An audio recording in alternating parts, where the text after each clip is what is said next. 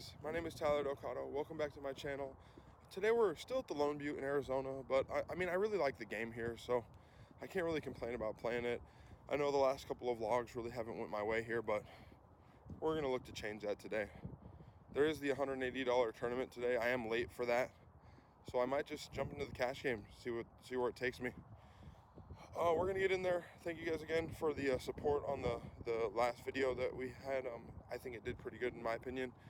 I just want to thank everyone who liked, commented, and even just watched it. I appreciate it. Yeah, we're gonna get in there, play some 1, 2, or 2, 3. We'll see where we'll see where the cards take us today. Alrighty guys, in the first hand of the night, well the midday actually, it's not too late in the day, we look down at ace 10 of clubs. It's a very playable hand in my opinion. Unfortunately for us, the under the gun player, which is a pretty tight player, ends up raising it up to $12. So normally I think this is a mandatory 3-bet against most players, but against this guy I think that we're just going to end up calling and seeing what happens on the flop. I don't really want to get in too much trouble here early in the session. Now the flop comes out pretty good for our immediate hand, 10-6 deuce with 2 spades. I don't think that we're losing to anything other than overpairs at this point. He shouldn't have pocket 6s or deuces, I don't think. He could have pocket 10s though. He bets $25 very quickly, so I just decide to snap call this bet and then proceed with a lot of caution on turn, seeing if he gives up or not. The turn is a king of spades, so he literally starts Hollywooding immediately. And so, oh my God, how does this happen, you know? And then he checks, so I just immediately check it back. And the river's another king, and he does the exact same thing. Service is here. Who would like service? As he literally says unbelievable there and then checks, I snap check it back, and he shows 4 kings. So the guy definitely tried to get us to put more money in that pot. So we show him that he missed a little bit of value there because we had a top pair holding that would definitely at least call 1 bet on the turn there. And we go to the next hand with 2, 3 of clubs. Oh, this is such a bad call. Unless I'm good. I shouldn't have this hand, but I do. I would have rather see Full the house? jackpot here. Oh no, we both have look at my flush. It's only that big. Nice hand. You should have won that hand. That on flop. So after that hand, we lose a small one there with the 2, 3 clubs when we make a flush on the river 3 ways, and the guy has jack 8 of clubs.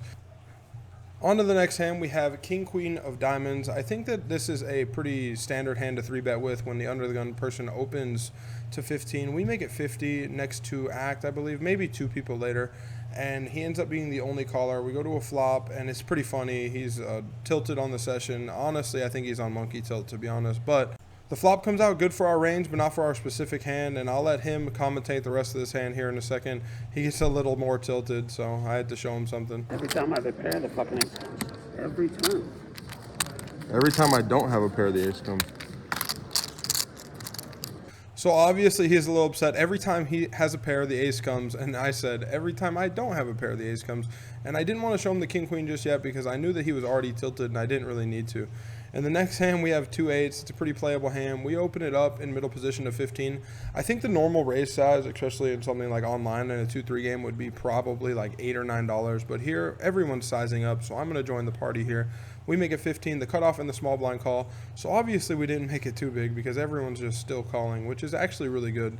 You can actually punish people a lot when that happens. The flop comes out pretty good for our range. It's queen 9-7. We should have a lot of jack 10 suited sets here, queens 9s and 7s. Hero's thinking it over, and I think the best way to play this hand is to just bet it like I have it, and I do. So I bet 30, the cutoff folds, but I believe the next player ends up making the call here. So we're going to look for some help here on the turn, which is either a straightening card or a heart, which will give us some more equity. And we get an ace, so that's good for our range again, but not for our specific hand. So we really just have like 4th pair here, which is not very good at all. So I'm thinking about what to do, and I think I just need to keep betting. I bet $35. The small blind snap calls this bet, so we're really not looking forward to this. However, I did bet pretty small for the size of the pot, and he could have a lot of draws here, especially turn clubs and stuff like that. The river comes out pretty good. It's pairing the board. It is a queen of spades, so all the draws miss. I don't think I really lose to anything other than a slow played queen or a ace high flush draw. So we're just looking to check it after he checks it to us, and we end up winning against king jack of hearts. So that is actually like one of the worst hands we could have been up against, obviously, that didn't have us beat already. He had a ton of equity, but we dodged the world and ended up scooping a pretty nice pot here. Can't ask for more early on the session other than raking in a little pot. So things are going pretty smoothly here in the beginning of the session. I really couldn't ask for a better start here, to be honest, other than getting a little bit more value with some previous hands. We look down at ace-5 offsuit, and I believe that we should probably be folding this hand. We're in the big blind, though, and there's 4 limps. I make it 20, just try to isolate 1 or 2 of the limpers, and actually 2 of them end up making the call. So it's really not the best outcome. I really just wanted to take this heads up against 1 limper that has a weak range. But we flop pretty good for our hand, ace-8 deuce with 2 hearts. So there's a flush draw that we can get value from, as long as it's not the ace-high flush draw, because then we are probably outkicked, and that is not okay. But I c-bet, and there's 2 quick calls, so I'm really just almost done with this hand. I think that I'm going into bluff catching mode at this point, and a little bit of pot control, if you must say. So I check the 3. It actually gives me a little bit of equity, so I think that I could be betting here. And most definitely, if it was heads up, I would be betting here. I think that a lot of the cards that give me equity, I should be pushing the action, trying to get people to fold. But the way I played it, I checked. Next stack bets 45. The player after her folds pretty quickly, and I get a little sticky here with the ace-5 offsuit. Probably should be folding against her range, but she didn't raise pre-flop, so I can't really put her on ace-jack or better. I think she should either have a set here if she's beating me, and or a really weird ace like ace-9 or ace-8. The river's a 9, which really sucks. If she had something like 8-9 of diamonds, she got there on us, and I don't think that I need to be betting here, so I check. And she fairly quickly slides out a bet of $70, so I don't think that I should be calling here in the long run. I think I even say out loud that I think this is a bad call, but you know, sometimes bad calls get rewarded, so I'm pondering my options. I think that I could potentially bluff raise the river here. I don't think she should have 4-5 ever, so she wouldn't just snap call me with anything other than ace-9 or ace-8. And since she's a fairly older, tight woman, I think that she may even fold something like ace-10 or ace-jack, just thinking that since I raised pre-flop, I have a better ace than her. And I personally really don't think that her range is as bluffy as I think. I think she's more weighted towards value every single time here. Unfortunately for me, I have no idea what to do, so I'm sitting here thinking about my options. I have ace-5, you know, it's a pretty good hand. At the time, I really didn't think my 5 played, but after realizing it, after the hand, obviously, my ace-5 does play. So my best hand is ace-8-9-5, and her hand ends up being ace-8-9-4. So we end up scooping a pretty big pot here with ace-5 offsuit when we really probably shouldn't have played the hand at all, but she's somehow at the very bottom of her range with ace-4 offsuit, and we are very lucky to win that one. In the next hand, there's a $6 button straddle. I have ace-5 of clubs here. We end up making it 25 in the big blind, so we are technically second to act here in the button straddle dynamic. The hijack, who's probably the only other thinking player at the table, maybe there's Dwayne is a thinking player, and then this guy named Andrew is definitely a thinking player. He's literally thinking out loud most of the time because he's giving someone a coaching session during the session. So he's the one who ends up making it 75, and I think about it for a while here. I actually cut out about a minute of tanking pre-flop, and I make the call here. With ace-5 suited, I definitely think 4-betting is better than calling, but you know, I didn't think that he was bluffing enough for me to be 4-betting here, even though he is a super thinking player. The flop comes out jack-10-8, which is definitely better for our range. I have more king-queen, I have more jack-10, I have more jacks and 10s and 8s. He has barely any of those hands other than maybe king-queen suited and pocket jacks. So I definitely have the range advantage here. It's a, you know, middle connected board. The turn is a jack after we both check, and I literally say during the hand, since there's a high hand promotion and the high hand at the time is a straight flush, I say, hey, can we tank for 10 minutes? Because I'm trying to, you know, portray the image that I have pocket jacks, which is not true. So the river comes out about the best card I can ask for if I wanted to bluff at this hand, and it comes out a 7. So there's no flush available, there's a straight available, and a bunch of full houses available. So we end up leading for $75, which I think is a little small if I want to be making sure that he folds any cards that beat me that are already paired up, but I don't think at that point that he's folding any paired hands. So you can call it a blocker bluff if you'd like. I think that I'm bluffing. Obviously, I don't think he has any hands that I beat other than maybe king queen. And looking back, since I could definitely have something like ace queen here, which is a gutter ball turned into nothing, obviously, I think that I should be sizing up a little bit because I think that ace king might be a call here. If you're going to check twice, you know, you're going to check it back to me twice after you raise pre-flop and not c-bet. I think that the very best unpaired hand should definitely be a call down, even in my opinion, even though, you know, I'm probably not bluffing in this situation. But obviously you guys can see I am, and he folds ace-king offsuit. And since he's a thinking player, I'm going to go ahead and show it to him. Let him think about it next time as well. You know, maybe next time I'll have a value hand and he can call me down light, which would be awesome. But we actually don't play too many more hands against him in this session, so it doesn't matter. The next hand, we look down at a very premium, beautiful hand. If it's an unpaired hand, there's only two hands that are really, really good, and it's ace king and ace queen. And in the suited variety, we are definitely going to be opening it in every position, in my opinion, if it's unopened. We make it 15. We only get one caller in the small blind. This is the guy from earlier who's on a super mega monkey tilt. We flop top pair, top kicker, a little Jamie Gold again. We have queen 9-7 on the flop, 2 diamonds, so he can have a lot of flush draws here. He can have a lot of straight draws. And I don't really think that he's going to be folding anything that's paired up because he is just extremely tilted. We end up betting $30, and he calls fairly quickly there, if you can see. And the turn comes out pretty good for us. It's a 4. It's pretty much a brick. I don't assume him to have anything like pocket fours here. And when he calls so quick, I put him on specifically queen X hands and flush draws. So we are pretty much just looking to dodge maybe something like a 10 king or a diamond here on the river. And we do. It's an 8 of clubs. It's pretty much just a brick. I think Jack 10 would have been raised at some point by someone on tilt. I bet 110 and he snap calls us. I show not thinking to win too often since he called us so fast, but he slams his cards on the felt and we end up winning here. I don't know what he had. I asked him if he had king queen. He kind of just ignored me, which is cool. Whatever. He can ignore me if he wants to. We end up winning, which is really nice. And with one pair to win a pot that big, it's pretty cool. In the next hand, I have 9-8 of clubs. The flop comes out queen jack 10, and I know we're just skipping straight to the flop here, but I didn't think I was going to play this hand against an OMC. But an OMC open, someone else called, so I ended up making the call as well. The flop comes out queen jack 10, pretty good. I check call 25, and unfortunately on the turn we go check check when it is a queen. So I really think I missed some value here. I don't think that he'd have too many full houses here other than obviously jacks and 10s since most of the queens are accounted for. So I can pretty safely bet here. If he has ace king, he has ace king, take my money. But he snap calls me, so I don't think he has ace king, and he ends up showing jack 10 of clubs. So we're really lucky that there wasn't too many clubs out there because we would have definitely lost a big pot here. But no, we win. We flop a straight, and we win against 2 pair. Unfortunately, the queen came on the turn, or I think we win a huge pot there.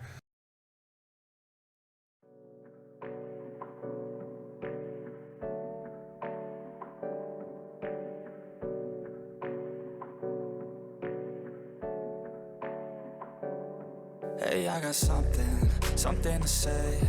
I'm just so sick of hearing everyone complain. I know it's tough and I know there's pain, but hitting bottom is the only way to change. So I'll keep hustling, you keep struggling. Bitch, I'm humbling, keep mumbling. I'll keep doubling, you keep bluffing. You've got nothing, I'll keep hustling.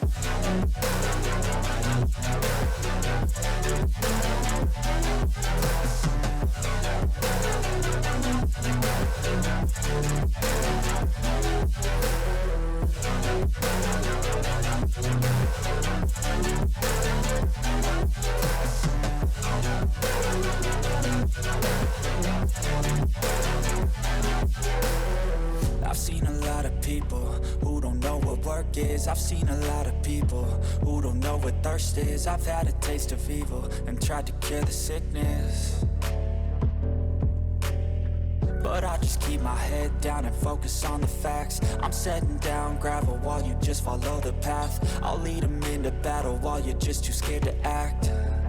I'll leave the knife right in my back. So I'll keep hustling, you keep struggling. Bitch, I'm humbling, keep mumbling. I'll keep doubling, you keep bluffing. You've got nothing, I'll keep hustling.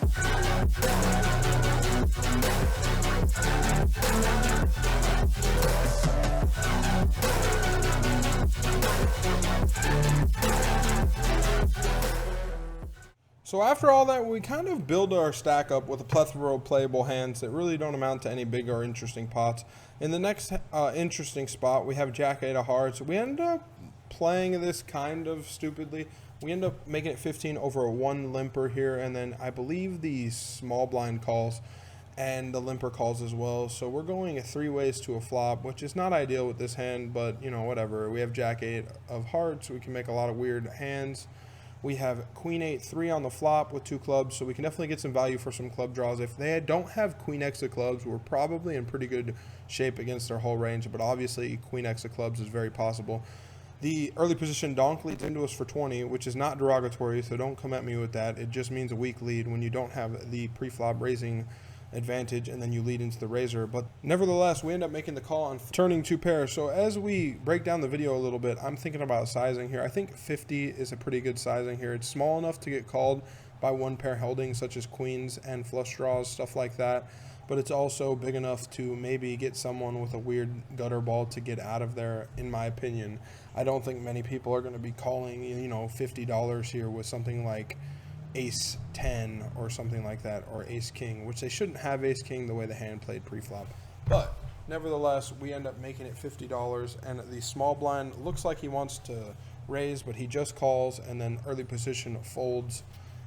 So on the river here, we're definitely looking to dodge, a 9-10 king and or something that completes the flush draw. But the river still comes out bad. It's an offsuit 3, and fortunately for me, I think I'm pretty much forced to fold here when the small blind leads for $150.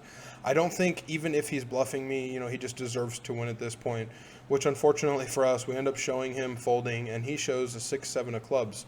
So that's not good. Alrighty guys, I am in the car, which is very unfortunate. That means that I either lost or I racked up and left. I was up about $320 on the session when a hand comes up that I really didn't think I was going to need to record. I really wish I would have, because it probably makes for good content. But I have 9-3 of diamonds, and I know what you're gonna say. Oh, just fold 9-3 of diamonds. Why are you playing 9-3 of diamonds? But there's a button straddle to 6. There is then 4 callers. I am in the cutoff with 9-3 of diamonds. I think any suited hand warrants a call, even though you can easily be flush over flushed or something like that. I think 9-3 of diamonds, even though it's not the best hand, doesn't have the best playability, anything like that, I think I can justify a call, going 6 ways to a flop possibly. When the straddler checks their option, I am instantly rewarded with the flop of king queen 9 with 2 diamonds. Obviously not the best flop for, everyone's range. No one should really have these 2 big cards. I guess the only culprits of losing the hand would be something like a set of 9s, but I think that would raise pre-flop, and jack 10, but I feel like some of the combos of jack 10 are definitely raised off. Long story short, I have 9-3 of diamonds. There's a middle position bet of $10.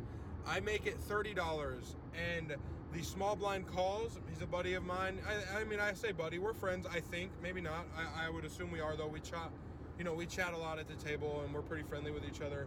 His name is Dwayne. He's a really nice guy. He ends up calling the 30, and then the middle position player also calls. The turn is beautiful. It's a 3 of clubs, I believe, and so we turn 2 pair. We have 2 pair and a flush draw, and really, I don't think at this point, even though we don't have that much money invested, I don't think we're ever really going to be folding this hand. It's really hard to put him on a hand like jack 10 when you narrow his range on the flop, what he's calling with, and I don't think he should have too many slow plays with the guy behind as well, The guy behind was a pretty tight player too, so I think that if the guy behind had anything worth calling with, something, he's so tight that he could have had king queen, I guess. So if he has king queen or better, I think the guy behind is just calling it off anyways, even though he's a tight player. He's got top 2 pair. He's most likely going to call it off. So the small blind flats, the middle position flats. The turn comes out a pretty good card of 3. Obviously, I'm being a little redundant here. I don't remember the action, guys. I'm really sorry. We get it all in here on the turn. The small blind leads out for about 50. I think I make it like 125 or something like that. So or he bet smaller than 50. He bet something like $30, and I think I make it like 110. And I don't really like my sizing. I think I need to be sizing up. When you turn a gin card like a 3 there, obviously a 9 would have been better, or a diamond. But when you turn the gin card, you really need to pump the gas up, I think. And I only make it 110, which I think is really small. Unfortunately for me, the small blind instantly jams in my face, and he covers me by a little bit. I believe it is $510 at this point. No, actually, I think it's 500 even that I have in my stack. No, 510. I had some white chips as well. So $510, and it is a huge jam. So now I'm just thinking to myself, oh, this guy must just have, 2 pair, and I'm obviously beat, but I have my flush draw, and my pair outs for a full house should be good, because I don't think he would do this with king 9 or queen 9 or, king 3 or queen 3. So I put him on at this point. Obviously, he could have a slow play jack 10, and I actually say that out loud. I'm like, you just have jack 10 here all the time. But I'm looking back at it, and is if he doesn't have Jack 10 of diamonds, I'm in decent shape. Not the best. Obviously, I don't think it warrants a $500 call into a pot of about $600 or $700. Unfortunately for me, I get a little sticky here again, and it's 2 vlogs in a row that I just get sticky in the last hand, and you know, maybe I need to start folding. But that's easier said than done with 2 pair and a flush draw. So I call, and after the river runs out of 6, offsuit 6, he tables Jack 10 with a diamond. So he was in really good shape, I think. He had 66 point something % equity, and I had 33% equity. Looking back, I don't think obviously I would make the same play, but I do have 33% equity, so I need what, 3 to 1 on a call, and I'm getting 2.5 to 1, I think. So it's really, you know, it's not the worst call in the world, but it's definitely not a good call in the long run. I was kind of thinking on the day, you know, like maybe the old timers back in the day, if they were up on the session at that point, they would have just folded their draw, and if they were down, they would have gambled, you know, as a way to get even. But I was kind of thinking of it as I'm only in the game for $300. If I call and lose this, you know, I'm down $300, which sucks. But if I call and win this, I'm up huge. And you know, I took a risk. Obviously, it didn't pan out right now in this hand because the river came out of brick, which is unfortunate. Again, I don't really like the play. I think I need to just be folding 9-3 suited, even though I'm getting 1,000,000 to 1 on the flop, or pre-flop, I'm sorry. But yeah, whatever. Shout out to Dwayne. He you know, he handled taking all my chips like a boss. He scooped it up. I believe it was about a $1,250 pot. So better luck next time, I guess. Obviously, I think I could just be folding at some point in the hand, maybe even on the turn. But I just feel like there's a lot of hands that I can get value from, like ace king with 1 diamond. You know, you have the ace blocker and the pair of kings. I think that I am beating some hands like ace jack, ace 10, maybe jack 8, something like that of diamonds. And unfortunately for us, it just doesn't work out. You feel free to berate me in the comments. Obviously, I'm looking at the road because I'm driving here. Feel free to berate me in the comments. I have no shame. Like, obviously, I played it kind of bad, or else I would have won somehow. No, that's not how it works, but you know what I mean. Peace out, guys. Please, if you don't mind, like, comment, subscribe. Really helps the algorithm get going.